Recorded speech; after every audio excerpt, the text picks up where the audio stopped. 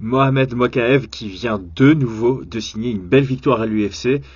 De nouveau, une soumission en fin de troisième round. On va faire une rapide analyse de ce qu'il vient de se passer et de ce qu'on peut faire de Mohamed Mokaev.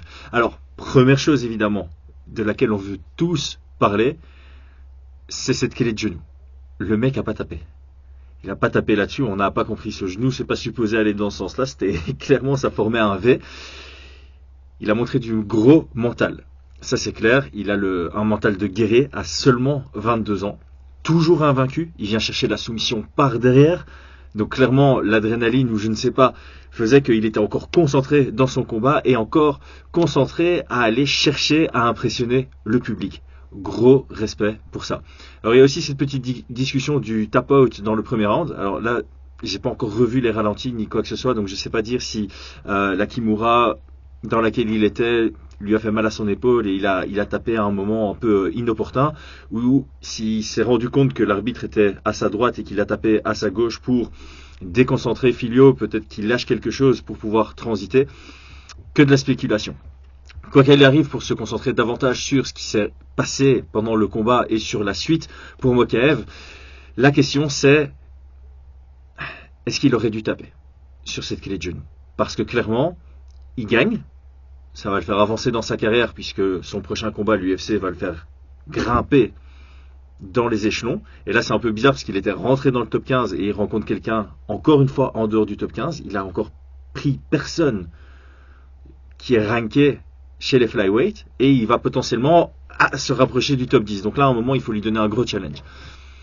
Mais il va être out très longtemps. J'ai échangé avec quelques personnes. La plupart des gens disent qu'il risque d'être out minimum 12 mois avant de pouvoir reprendre l'entraînement à 100%. Ce qui signifie qu'on risque de ne plus du tout le voir en 2023 et même pas encore le voir début 2024. Il va peut-être faire son retour en été 2024. Donc quoi qu'il arrive, vouloir battre le record de John Jones, c'est mort. Et c'est là où je voulais en venir dans cette vidéo. Dans tous les cas, pour moi, c'était mort. Mokaev est fort, très fort. Pour son âge, 22 ans, il est incroyable. Mais, comme je l'avais dit en preview, j'ai pas encore les indicateurs qui vont me convaincre que c'est un futur champion. Pour moi, on n'en est pas encore là. Il peut le devenir, certes, parce qu'à 22 ans, tu peux encore évoluer de dingue, mais il a besoin d'évoluer. Il a réellement besoin de progresser pour arriver à ses objectifs qui sont probablement être champion. Son objectif, c'était être le plus jeune champion à l'UFC, battre le record de John Jones. Ça, c'est clairement mort à cause de la blessure, mais je pense que même sans la blessure, sa marge de progression pour venir inquiéter des mecs comme Moreno, comme Pantora, comme même Perez, Albazi, Nicolau, Kaikara France ou un de mes préférés de la division, Royval, avec la performance d'aujourd'hui, je l'aurais vraiment pas mis favori, je l'aurais mis gros underdog contre l'un et n'importe lequel de ces noms. Pourquoi?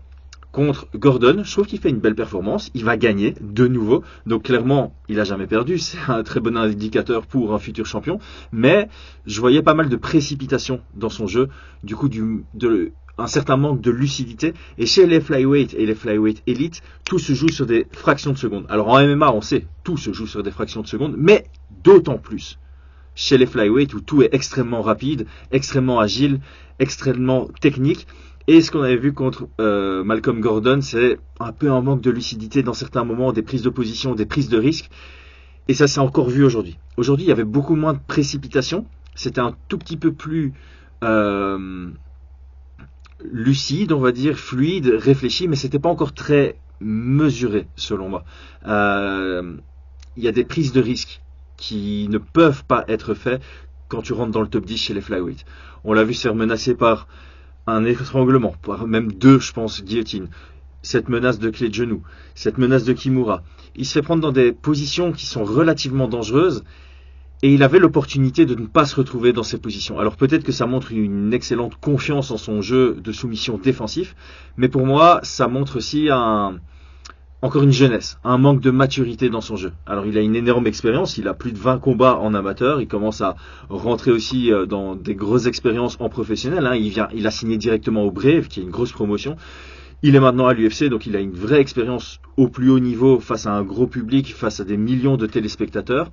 Mais il y a encore ce petit manque de maturité. On ne peut pas lui reprocher. Encore une fois, il a que 22 ans. Mais il ne faut pas brûler les étapes. Pour moi, blessure ou pas, après ce combat, il doit un peu ralentir, il doit être un peu patient, il doit retravailler son jeu, il doit se concentrer sur lui et sa progression plutôt que de chercher à progresser par rapport au profil de son futur adversaire. Parce que là, encore une fois, il n'a pas affronté quiconque, même pas du top 15. Il a encore affronté personne du top 20 de sa propre division et il est dans le top 15 lui-même. Donc voilà, un gros nom à suivre, beaucoup de potentiel, très jeune avec une expérience extensive, ça c'est clair et net, c'est indéniable. Gros talent, mais il faut nuancer. Il n'y a pas encore les indicateurs pour dire qu'un jour il aura la ceinture. Est-ce qu'il peut y arriver? Oui. Est-ce qu'il doit progresser pour y arriver? Très certainement. Allez, c'est parti, c'est bientôt la carte principale. Si tu regardes ça directement quand j'ai posté la vidéo, sinon tu es probablement dimanche en train de boire ton café. A très vite, c'était Chris Genacht.